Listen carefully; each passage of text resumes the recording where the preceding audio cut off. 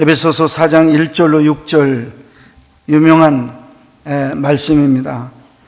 사도 바울의 교회론 속에 있는 말씀, 교회는 하나됨을 힘써 지켜야 된다 하는 그런 말씀을 오늘 봉독했습니다. 제목도 하나됨을 힘써 지키라, 이 말씀으로 잠깐 은혜 받겠습니다.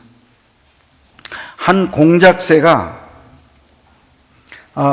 부부가 애동딸 공작새를 잘 키웠습니다. 그래서 시집을 보냈는데 숲을 속으로 시집을 보냈습니다. 근데 시집을 간 딸이 얼마 되지 않아서 잔뜩 풀이 죽은 채 친정으로 날아왔습니다. 어미 공작새는 걱정이 되어 사연을 물었습니다. 무슨 일이 있느냐? 엄마, 숲의 새들이 다 저를 따돌려요. 도무지 외로워 견딜 수가 없어요. 남편도 이해 못해요. 그러니 어떻게 살아갈 수 있겠어요? 노래하는 엄마 공작새는 무엇인가 짐작하고 물었습니다. 너 숲에서 아무 때나 꽁지를 활짝 펴서 다른 새들 앞에서 뽐내었지? 내 말이 맞지? 딸은 엄마가 자기의 행동을 알고 있자 깜짝 놀라면서 말했습니다. 엄마, 우리 꼬리는 하나님의 선물인데 조금 펼치면 어때요? 다른 새들에게 그것을 펼쳐 보여주는 것이 뭐가 그리 잘못되었나요? 그때 엄마가 말했습니다. 얘야, 하나님이 주신 것은 남을 부끄럽게 하라고 주신 것이 아니야.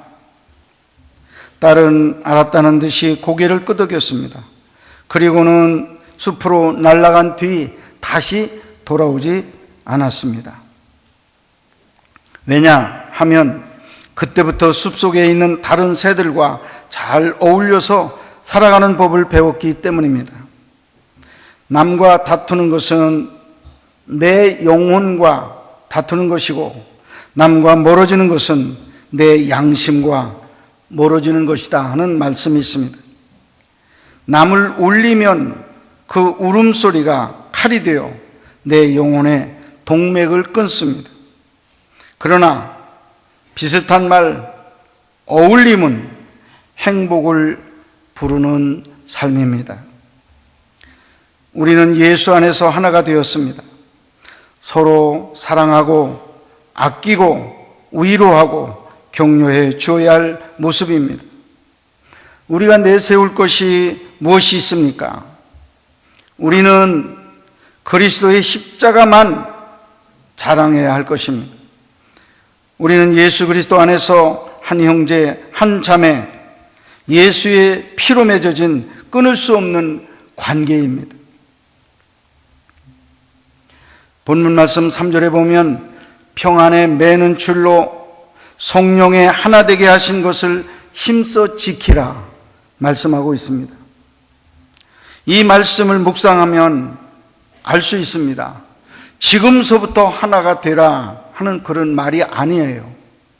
이미 예수 그리스도 십자가에서 우리의 죄를 위해서 희생의 제물로 돌아가실 때, 그때 이미 하나님과 나 사이가 하나가 되었습니다. 원수가 손을 붙잡게 되었습니다.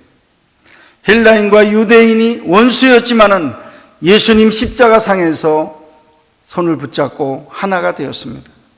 너와 내가, 남편과 아내가 하나가 되는 일이 지금이 아니라 예수 그리스도 십자가 돌아가실 때 이미 하나가 되었다 하는 거예요.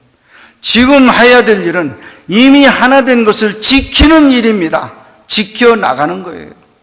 왜? 사탄이 계속해서 우리 하나 된 것을 방해해요.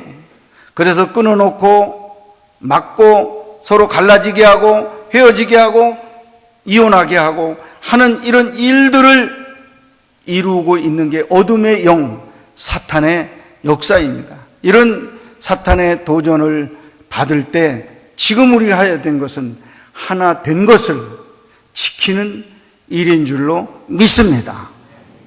크게 아멘하세요.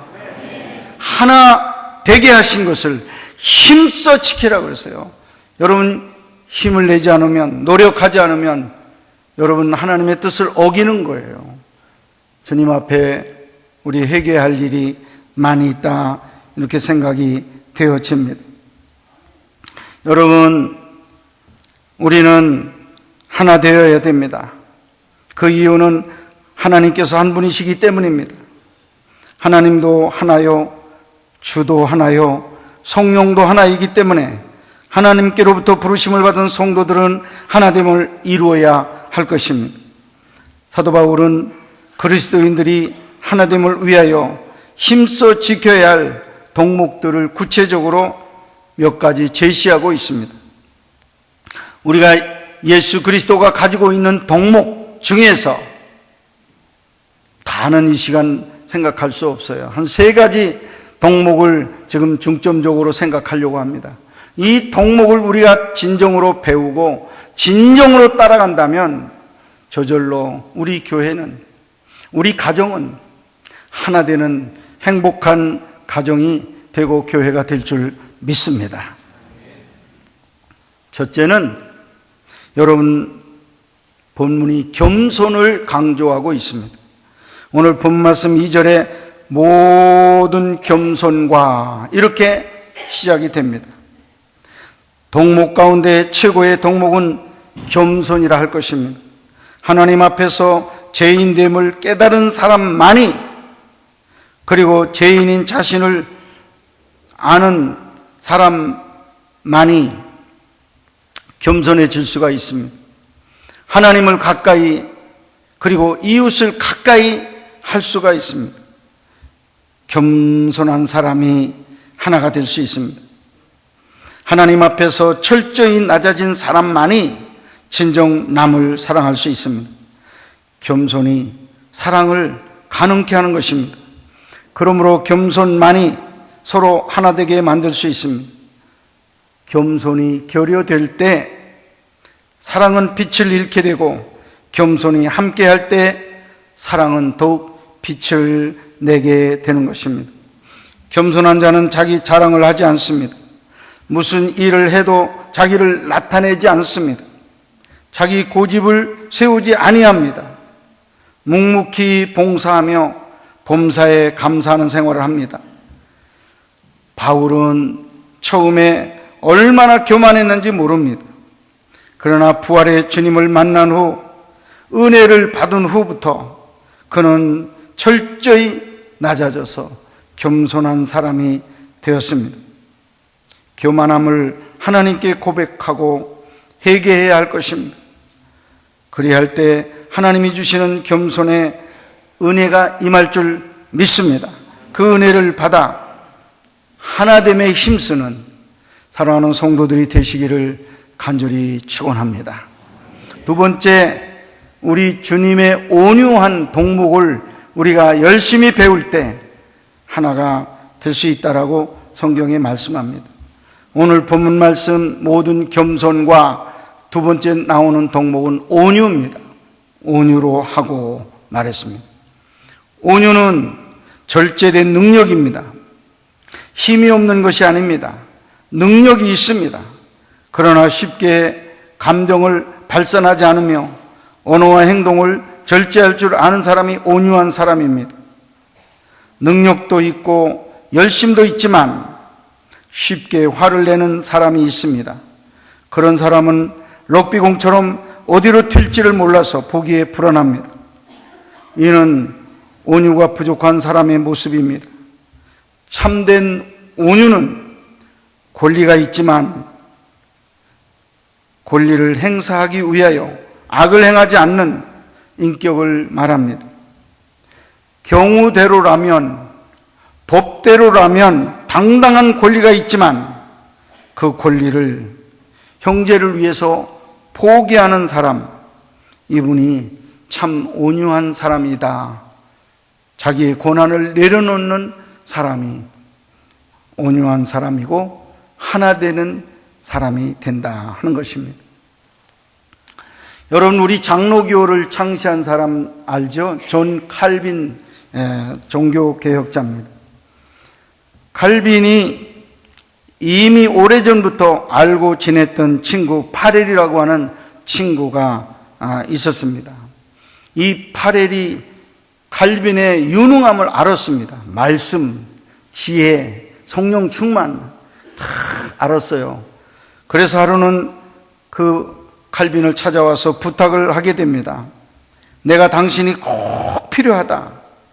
여기 제네바에서 나와 손잡고 이 시를 성시화하는 일에 우리가 함께 하자 하고 칼빈을 끌어들였습니다. 칼빈은 조용한 성품이었습니다. 조용히 앉아서 책을 쓰기를 원한다. 나는 그렇게 겉에서 운동하는 그런 일을 하지 못한다. 거절을 했었습니다. 그러나 파렐이 다시 한번 찾아갔습니다. 그래서 다시 한번 부탁을 했습니다. 부탁할 때 칼빈은 성령의 감동을 받았습니다. 혹 이것이 하나님의 뜻이 아닐까? 왜 이분이 계속 거절하는 나에게 부탁을 할까? 하고 이제는 돌이켜서 제네바에 같이 가게 된 것입니다. 그리고 3년 동안 파렐과 더불어 열심히 이 제네바 시를 위해서 일을 하게 되었습니다. 그런데 시민들이 사람들을 잘 알아보지 못했어요.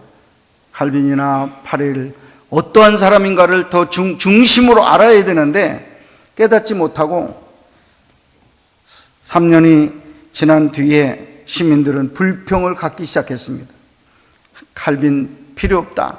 파렐도 필요 없다. 이런 생각을 가지고 시의회까지 나와서 이 두 사람 칼빈과 파렐을 추방하자. 우리 시에서 내쫓자 하는 일에 결의가 됐어요. 얼마나 섭섭하겠습니까? 그런데 칼빈은 하나의 불평도 하지 않았다는 거죠. 공손히 인사를 했습니다. 당신들이 그러면 우리가 떠나지요. 한마디 하고 그 제네바 시를 떠났습니다. 그 뒤 3년이 흘렀습니다. 이 3년 흐르는 동안에 이 시가 뒤죽박죽 굉장히 또 어려움을 겪게 되었습니다. 아, 그분들이 있어야 되는데 우리가 내쫓아서 교회 이렇게 시가 이 지경이 됐다 하는 그런 뉘우침을 갖고 다시금 시의회에서 칼빈을 초청하게 됐습니다. 미안합니다. 전에 우리가 모르고 그렇게 했는데 다시금 우리 시에 오셔서 일하셔야 되겠습니다 하고 부탁을 하게 될 때 칼빈은 다시 온유한 마음으로 대답했습니다. 그저 당신이 원하면 가지요.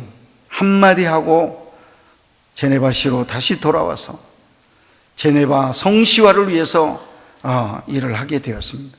여러분, 이 세 개의 도시 가운데 제네바시가 최초로 성시화되는 거룩한 도시로 바뀐 것이 이 칼빈의 그 노력으로, 기도로, 지도로 이런 역사가 일어난 것을 아시기를 바랍니다. 칼빈은 전혀 약한 사람이 아닙니다. 무식한 사람도 아닙니다. 감정이 없는 사람도 아닙니다. 오히려 강한 사람입니다. 그렇지만 언제든지 하나님의 뜻이면 자기를 꺾었습니다. 순종하려는 온유한 그리스도의 성품이 그에게 들어있었다 하는 것입니다. 온유한 사람은 언제나 하나님의 뜻에 순종합니다. 우리가 종종 하나님의 섭리에 불만을 가지는 것은 마음이 온유하지 못해서입니다. 자기의 권리를 지키려는 마음이 강할수록 화를 내게 됩니다. 그러므로 그리스도의 온유를 배워야 할 것입니다. 온유한 자는 땅을 기업으로 받는다 했습니다. 온유의 동반이 공동체를, 우리 가정을, 나라를 하나 되게 만드는 줄 믿습니다. 마땅한 권리임에도 하나됨을 위하여 양보하며 온유함으로 하나됨에 힘쓰는 거룩한 성도들이 되시기를 주님의 이름으로 축원합니다.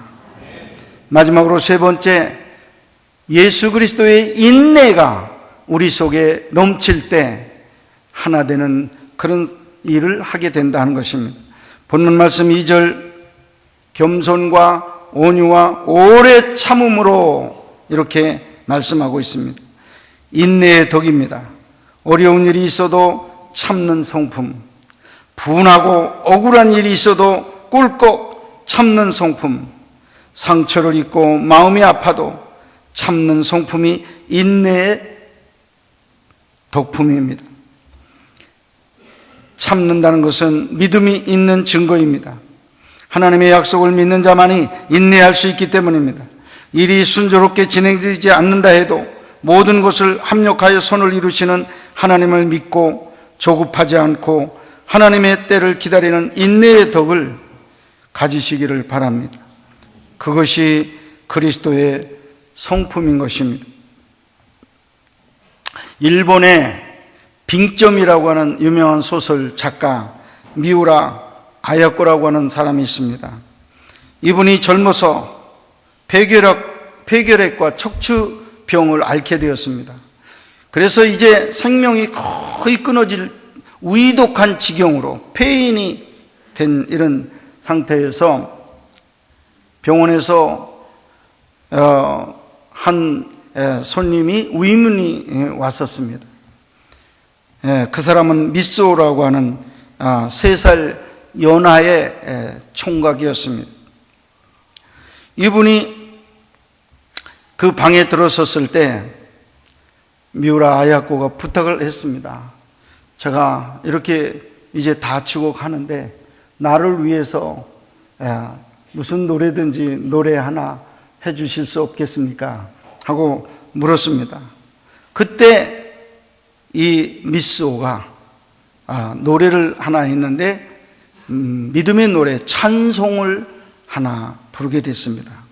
내 주를 가까이 하게 함은 십자가 짐 같은 고생이나 하는 이 찬송을 부르게 되었습니다. 이 찬송이 살아있는 찬송이 돼서 지금 미우라 아야코가 누워있는 침상에 이 역사를 일으켰습니다. 누워서 이제 내일 모레 나는 죽는다 하는 이 사람의 속에 생기가 들어가기 시작했어요. 그래서 이 사람을 지금 변화시켰습니다. 이제 살 수 있다. 주님 고난 중에도 참으셨다. 나도 이 고난을 이길 것이다는 그런 어떤 믿음과 확신으로 가득히 차오르게 됐어요. 환자가 이렇게 얼굴이 환해지면서 할 때 그 총각이 이런 청혼을 합니다.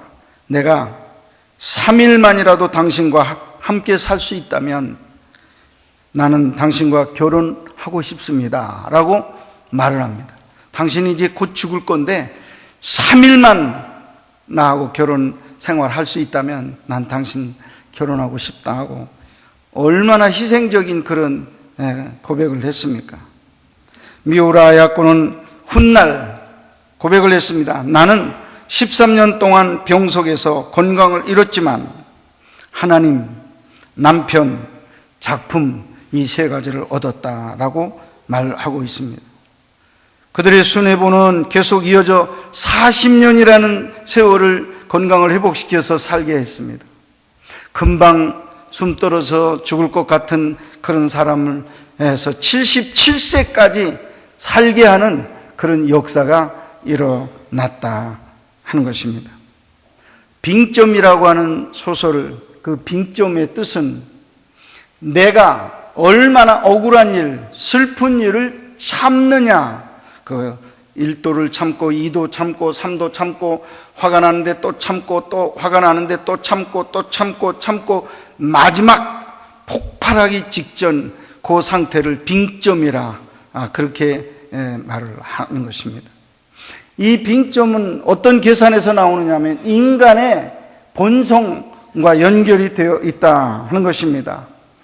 그러니까 쉽게 말해서 내 자신의 인내심 좀 있지요. 우리들도 화 한 번 내는 거 조금 꿀꺽하고 참으면 그때 넘어가잖아요. 두 번 또 꿀꺽하고 참으면 또 넘어가고. 그런데 이게 얼마 못 가요. 내 본성이 약하기 때문에요. 금방 폭발하면 참았던 것까지 다 합쳐가지고 다 다시 나오게 돼 있어요. 그래서 이게 너무너무 연약한 거예요. 내 자신의 힘이 그렇게 약한 거예요. 내가 누를 수가 없어요. 참을 수가 없어요. 인내할 수가 없어. 약하기 때문에. 그런데 어떻게 해야 이거 진정 인내를 발휘할 수 있느냐?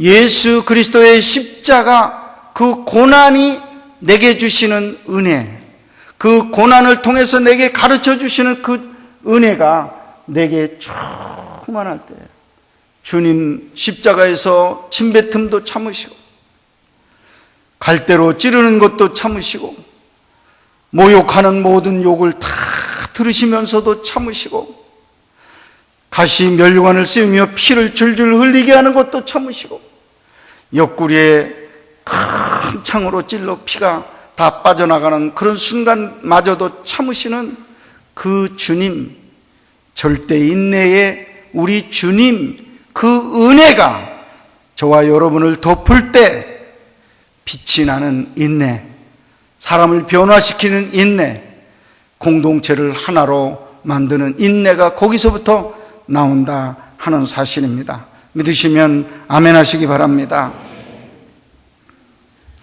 예수님께서 십자가의 고난까지 참으셨다는 그 사실을 기억하세요.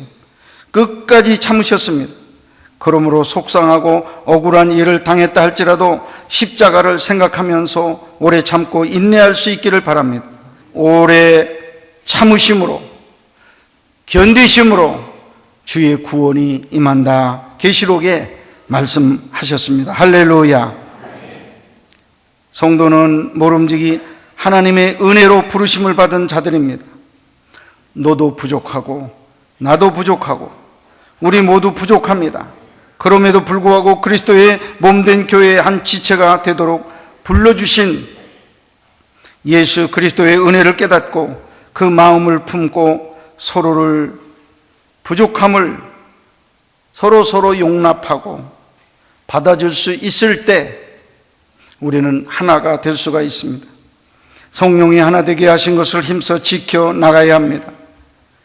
모든 겸손과 온유와 오래 참음, 이것이 서로 융화가 되어 우리가 하나가 되고 정말 주님이 임재하는 그런 공동체가 됩니다. 주님이 시편에 말씀하셨습니다. 형제가 따로 있을 때 임하는 게 아닙니다. 형제가 손 붙잡고 있을 때, 동거할 때 어찌 그리 아름다운고, 우리 주님이 보시는 눈은 함께 할 때, 손 붙잡고 있을 때, 한 마음일 때, 한 목표를 향해서 나갈 때 우리 주님께서 축복해 주신다고 말씀했습니다. 오늘 사랑하는 성도 여러분, 여러분의 가정, 부부, 또 부모와 자녀 간에 조금의 문제가 있다 할지라도 오늘 이 시간, 이 말씀을 듣고 힘쓰시기를 바랍니다. 겸손과 온유와 인내로 힘쓰시면 하나가 될 줄 믿습니다. 우리 교회 사랑하는 공동체 여러분, 우리 공동체 모든 성도들이 겸손과 온유와 인내를 가지면 하나 되는 하나님의 축복된 교회를 만들 수 있을 줄 믿습니다.